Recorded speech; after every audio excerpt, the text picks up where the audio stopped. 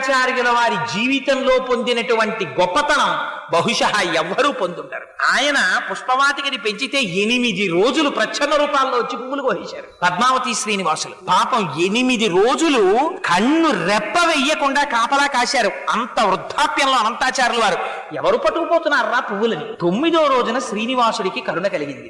ఎవడు పట్టుకుపోతున్నాడో చూపిద్దాం ఈయనకి అనుకున్నాడు. రాజదంపతుల వేషాల్లో వచ్చారు పద్మావతి శ్రీనివాసులు. వచ్చి ఆయన చక్కగా కనపడ్డ పువ్వుల్లా కోసేస్తున్నాడు, ఆవిడ సిగలో పెట్టేస్తున్నాడు. ఆవిడ చక్కగా పువ్వులన్నీ పెట్టించుకుంటోంది. చూశారు అనంతాచార్యుల వారికి కడుపు మండిపోయింది. ఎవర్రా వీళ్ళిద్దరూ నేను పెంచిన పూల చెట్ల పువ్వులు కోసేస్తున్నారని. స్వామి ఆ అనంతాచార్యుల వారు ఆగ్రహంతో పరిగెత్తుకొచ్చారు. వచ్చేటప్పటికి ఆయన అదృష్టం ఏమిటో తెలుసా అండి, అలా అయ్యవారి నల్లటి చేతుల్లో అమ్మవారి ఎర్రటి చేతులు వేసుకుని వాళ్ళిద్దరూ చట్టాపట్టాలు ఆడుకోవడానికి చేతులు పట్టుకున్నారు. అనంతాచార్యులు వారు పరిగెత్తుకొచ్చారు. ఇద్దరిని పట్టుకోవాలనుకున్నారు. అందుకని ఎక్కడ పట్టుకోవాలి?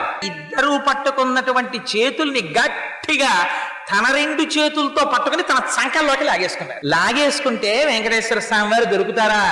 అందుకని వెంకటేశ్వర స్వామి వారి చేతులు లాగేసుకుని పారిపోయారు. నిజంగా పారిపోయినప్పుడు అందం చూడాలండి, వర్ణిస్తారు మహానుభావుడిది.